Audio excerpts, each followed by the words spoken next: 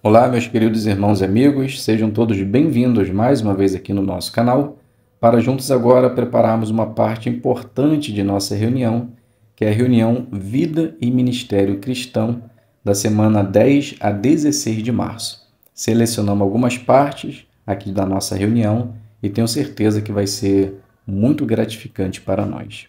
Então vamos para o nosso vídeo.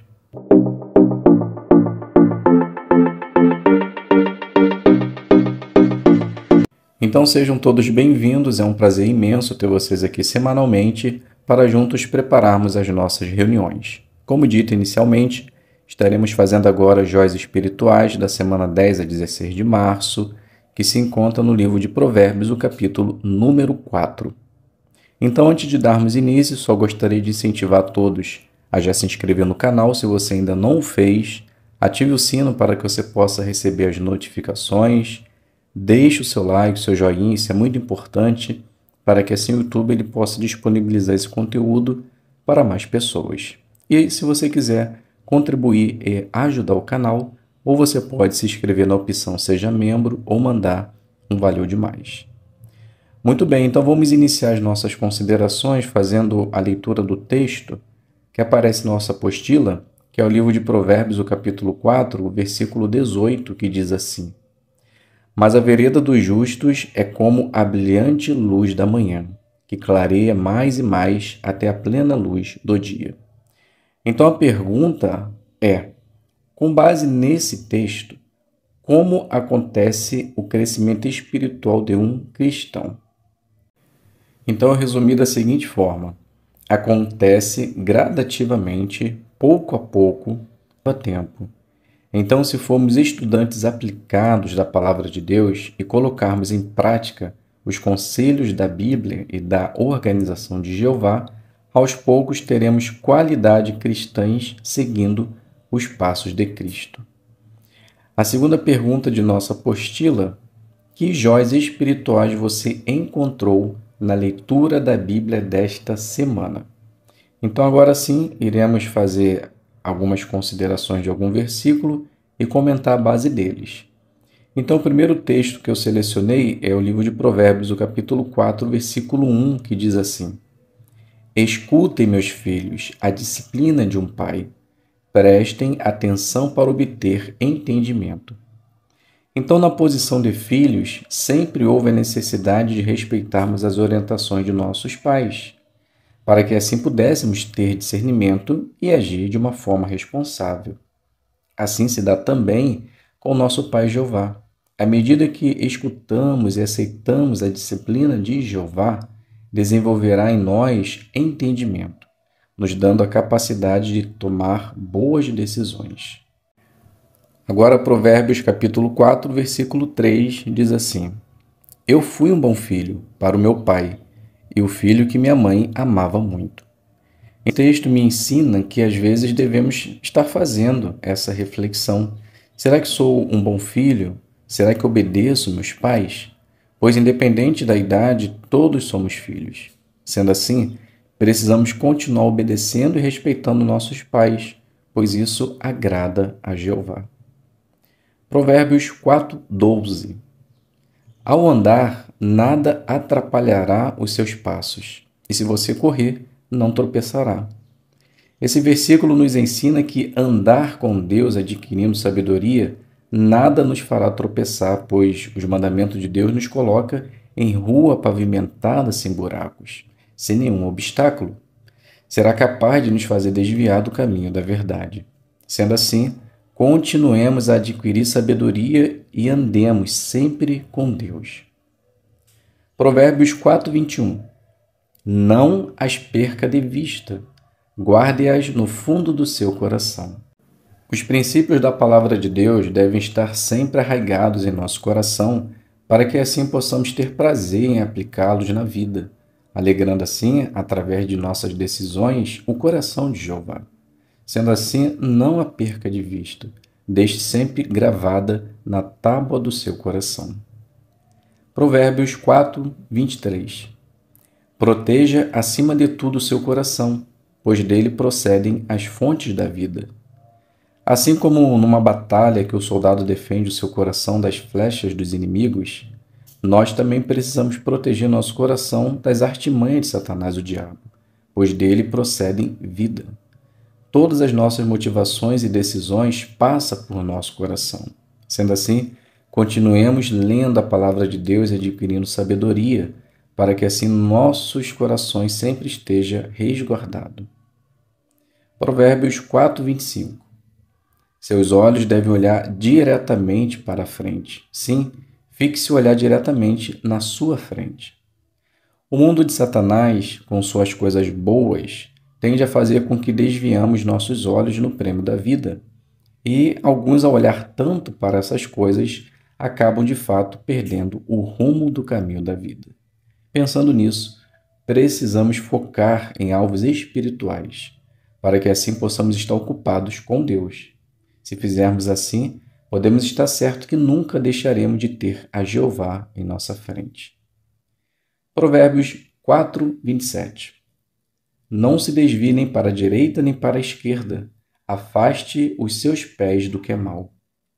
Uma coisa é certa: má associação estraga bons hábitos, pois com certeza, ao se juntar com pessoas ruins, acabamos fazendo o que elas fazem.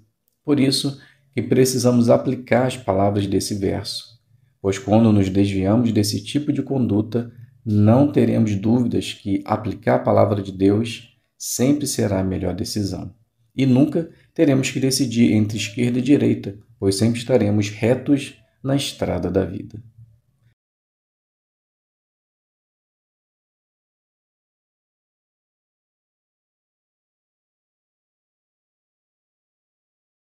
Então vamos iniciar fazendo a designação número 4, que é iniciando conversas. Essa parte ela tem 3 minutos, será feito de forma de casa em casa. Você deixa um convite da celebração com a pessoa e ela mostra interesse. Então podemos iniciar assim. Maria, ela diz: Bom dia, me chamo Maria, como você se chama? Então a moradora se apresenta. Bom dia, me chamo Ana, o que deseja? Então Maria, ela diz: Hoje estou aqui com o objetivo de convidar você para um evento muito importante que teremos em abril, a celebração da morte de Cristo. Já teve a oportunidade de estar presente num evento desse? Então Ana, ela diz: Já tive sim, mas não foi na sua igreja. Foi em outra e eu era muito pequena. Então Maria, ela diz: O bom é que você já tem uma noção de como funciona. Não sei se será parecido com o que você se lembra, mas com certeza será um momento muito especial. Sabe por quê? Então ela diz: Sim, nesse momento estará sendo comemorado a morte de Cristo. Então Maria, ela diz: Exato.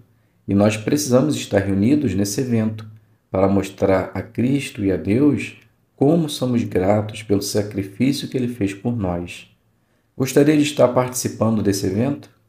Então ela diz: Sim, é bom estarmos conectados com Deus. Então Maria, ela fala: Que bom, esse convite aqui é seu. Essa celebração será realizada no dia 12 de abril. Será realizado aqui próximo no Salão do Reino das Testemunhas de Jeová. Então, você fala a hora que a sua congregação vai se reunir. Ficaria muito feliz com a sua presença. Então Ana, ela diz: Obrigado pelo convite. O bom é que esse horário já está todos em casa. Vou falar com meu marido, mas está quase certo de estarmos presentes. Então Maria, ela fala: Excelente. Vou deixar o meu contato com você. Qualquer dúvida você pode me ligar. Então aqui a gente finaliza a primeira designação e podemos fazer agora a análise do ponto 1, aliás, lição 1.5, que é interesse pelas pessoas. Escute, não fale demais. Incentive a pessoa a se expressar quando for apropriado e faça perguntas. Então foi exatamente isso que Maria fez. Ela, eventualmente, ela precisou falar um pouco mais, mas sempre que possível ela fez uma pergunta para que pudesse trazer o ponto de vista de Ana sobre aquilo que ela entendia sobre a celebração. Então podemos dizer que as irmãs saíram muito bem nessa designação. Passando para a designação número 5, que também é iniciando conversas, sendo que essa ela vai ter 4 minutos e será feita de testemunho informal. Convide alguém que você conhece para a celebração. Então, eu iniciarei assim. Maria, ela diz: Bom dia, Ana. E aí, como foi o feriadão? Passeou bastante? Então, Ana, ela diz: Bom dia, só no sábado e domingo. Segunda já estava em casa, ajeitando a bagunça. E você? Então, Maria, ela diz: A gente até ia passear, mas como está próxima a celebração da morte de Cristo, tivemos uma manutenção geral em nosso salão do reino. Então, deixamos o passeio para o próximo final de semana. Ana, ela diz: Entendi. Mas que celebração é essa? Parece importante para cancelar um passeio. Então Maria, ela fala: essa celebração é o evento mais importante que temos durante o ano, pois estaremos comemorando a morte de Cristo, a famosa Páscoa. Mas na nossa é um pouco diferente da maioria. Então Ana, ela diz: agora que eu fiquei mais curiosa ainda, a de vocês é diferente, mas diferente como? Então Maria, ela diz: calma. Você sabia que quando Jesus instituiu essa celebração, ele fez somente com seus apóstolos? Então, Ana, ela diz: sim, isso eu sabia. Tem aqueles quadros que mostram somente Cristo e seus discípulos. Então, Ana, ela diz: muito bem. Essa é uma das diferenças de nossa celebração. Somente aqueles que têm uma esperança de viver no céu é que participa dos emblemas representados pelo pão e pelo vinho. Então, Ana, ela diz: então, na verdade, era para todos participarem, então, pois todos vão para o céu. Então, Maria, ela diz: então, esse é o ponto. Existe duas esperanças na Bíblia, viver no céu e na terra. Já tinha ouvido isso? Então, Ana, não. Essa é a primeira vez que ouço isso. O negócio está ficando bom, hein? Continue. Então, Maria, ela diz: vamos fazer assim. Vou deixar um convite para você. Vamos juntas na celebração. Você vai ouvir todos esses pontos que acabei de mencionar. Após isso, tendo alguma dúvida, tiramos elas. O que acha? Então aqui eu finalizo a segunda designação e agora iremos fazer a análise da lição número 2, o ponto 3, naturalidade. Seja observador. Então, observe a expressão facial, a forma como a pessoa se comporta, se ela está prestando atenção às informações que está sendo dita ou se não. Então, se a pessoa estiver interessada, você pode iniciar dizendo: você sabia que? E foi exatamente isso que a publicadora fez em sua parte. Então podemos dizer que também as irmãs saíram muito bem. Passando para a designação número 6, explicando suas crenças. Será feito em forma de demonstração e tem o tema: por que as testemunhas de Jeová não comemoram a Páscoa? Então podemos iniciar da seguinte forma. Maria, ela diz: muito bem, Ana.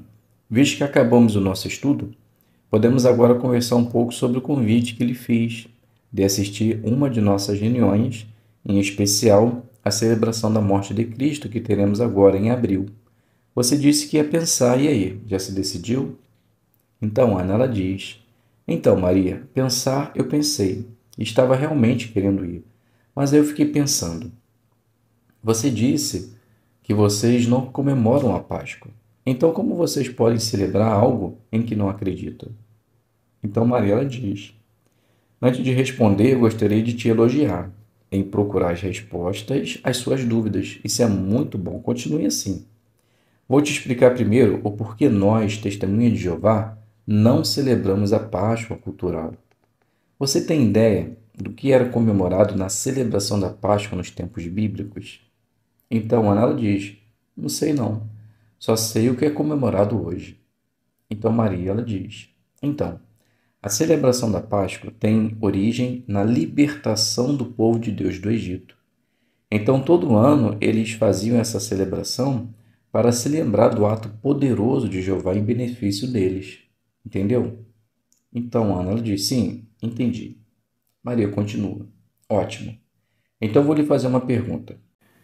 Qual é a semelhança entre essa Páscoa que as pessoas comemoram com a essência da Páscoa que acabei de mencionar para você? Então, Ana, ela diz: nenhuma, é totalmente diferente. Então, Maria continua: consegue entender por que não celebramos a Páscoa? Então, Ana, ela diz: entendi. E faz todo sentido. Maria continua: Por isso que não comemoramos essa Páscoa que a maioria comemora, mas celebramos a morte de Cristo, que através da sua morte também nos deu a libertação do pecado e da morte. E outro detalhe interessante é que tanto o personagem, os itens usados e a forma como desenvolve tal comemoração atual da Páscoa é totalmente pagã. Então, Ana ela diz, é mesmo? Como assim? Mariela diz, a título de exemplo, o corinho da Páscoa. Então, finge que fez a explicação e depois continua. Percebeu como está ligado diretamente à origem pagã? Então, Ana ela diz, é verdade, nunca tinha pensado nisso. Maria continua, por isso, Ana, que comemoramos somente a morte de Cristo, seguindo assim o seu mandamento. E aí, mais alguma dúvida? Então Ana diz, acho que não. E aí, que hora vamos sair para a celebração? Então aqui a gente finaliza a demonstração e podemos fazer agora a análise da lição 3.4, bondade. Fale com bondade e respeito. Então não tenha ar de superioridade, não imagine que só você saiba do assunto. Fale com carinho, com humildade, para que assim você possa ganhar a pessoa através de suas palavras. Então podemos dizer que a irmã Maria fez exatamente assim.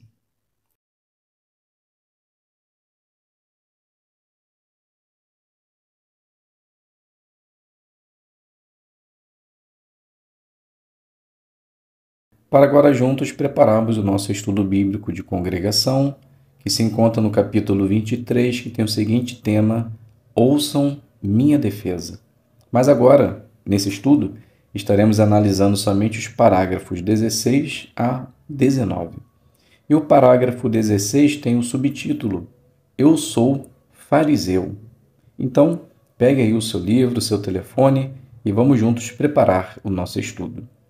Vamos iniciar fazendo a leitura do parágrafo 16 e 17. Começando sua defesa perante o Sinédrio, Paulo disse: Homens, irmãos, eu me comportei perante Deus com uma consciência perfeitamente limpa até hoje. Ele não conseguiu falar mais do que isso. O relato diz, em vista disso, o sumo sacerdote Ananias mandou que os que estavam perto dele lhe batessem na boca. Que insulto! E que demonstração de preconceito! Taxar Paulo de mentiroso antes de quaisquer provas terem sido apresentadas. Não é de admirar que Paulo tenha respondido: Deus baterá em você, parede caiada. Você se senta para me julgar segundo a lei e ao mesmo tempo viola a lei, mandando que me batam. Alguns dos presentes ficaram chocados, não com aquele que bateu em Paulo, mas com a reação do apóstolo. Eles exigiram uma explicação. Você está insultando o sumo sacerdote de Deus? Em resposta, Paulo lhes deu uma lição de humildade e respeito pela lei. Ele disse: Irmãos, eu não sabia que ele era o sumo sacerdote, pois está escrito: não fale mal de uma autoridade do seu povo. Paulo adotou então uma estratégia diferente. Tendo notado que o sinédrio era composto de fariseus e saduceus, ele disse: Homens, irmãos, eu sou fariseu, filho de fariseus. É por causa da esperança da ressurreição dos mortos que estou sendo julgado? Então a pergunta parte A é: descreva o que aconteceu quando Paulo falou ao sinédrio. Então ele não conseguiu falar muito, pois o sumo sacerdote Ananias mandou que batesse na boca dele. Parte B: por ser golpeado, como Paulo deu um exemplo de humildade. Então, depois de ter dito que Deus bateria neles, alguns ficaram chocados com isso. Em vista disso, Paulo teve que dizer: Irmãos, eu não sabia que ele era o sumo sacerdote, pois está escrito: não fale mal de uma autoridade do seu povo. Dando continuidade à leitura do parágrafo 18. Por que Paulo disse que ele era fariseu? Porque ele era filho de fariseus, de uma família que pertencia àquela seita. Assim, muitos ainda o considerariam fariseu. Mas como Paulo podia associar sua crença na ressurreição com a dos fariseus? Relata-se que os fariseus acreditavam que uma alma consciente sobrevivia à morte e que a alma do justo viveria novamente num corpo humano. Paulo não concordava com essas crenças. Ele acreditava na ressurreição conforme ensinada por Jesus. Ainda assim, Paulo concordava com os fariseus na questão de que havia esperança de vida após a morte, o que era contrário a que os saduceus ensinavam, pois eles não acreditavam em uma vida futura. Nós podemos usar uma linha de raciocínio similar ao conversar com católicos e protestantes. Podemos dizer que, assim como eles, nós acreditamos em Deus. É verdade que eles talvez acreditem na Trindade ao passo que nós cremos no Deus da Bíblia. Ainda assim, tanto eles como nós acreditamos que Deus existe. Então a pergunta do parágrafo 18, por que Paulo disse que era fariseu e como podemos usar uma linha de raciocínio similar em determinadas circunstâncias? Então Paulo era filho de fariseus, de uma família que pertencia àquela seita. E Paulo também usou uma linha de raciocínio sobre a ressurreição, pois os fariseus acreditavam que existia vida após a morte. Diferente dessa crença, Paulo também acreditava numa vida após a morte, a ressurreição. E nós podemos traçar uma linha de raciocínio similar quando estivermos conversando com católicos ou protestantes, pois assim como eles, nós também acreditamos em Deus. Leitura do 19. A declaração de Paulo dividiu o sinédrio. O relato diz: começou uma grande gritaria e alguns dos escribas do partido dos fariseus se levantaram e se puseram a protestar energicamente. Não achamos nada de errado neste homem, e se um espírito ou um anjo falou com ele. A simples ideia de que um anjo talvez tivesse falado com Paulo era repugnante para os saduceus que não acreditavam em anjos. O tumulto ficou tão grave que o comandante militar romano mais uma vez salvou o apóstolo. Mesmo assim, Paulo não estava fora de perigo. O que aconteceria com o apóstolo agora? Aprenderemos mais no capítulo seguinte. Então a pergunta do 19, por que a reunião do sinédrio acabou em tumulto? Porque os fariseus disseram que não havia encontrado nada de errado com Paulo. E ao dizer que talvez um anjo tenha falado com Paulo, deixou os saduceus revoltados, pois eles não acreditavam em anjos. Mais uma vez, o comandante salvou Paulo dessa situação. Então, meus queridos irmãos e amigos, aqui a gente finaliza a nossa consideração e espero que possa ter sido de ajuda para vocês. Muito obrigado a todos pela presença, fiquem todos na paz de Deus e até um próximo vídeo, se Deus quiser.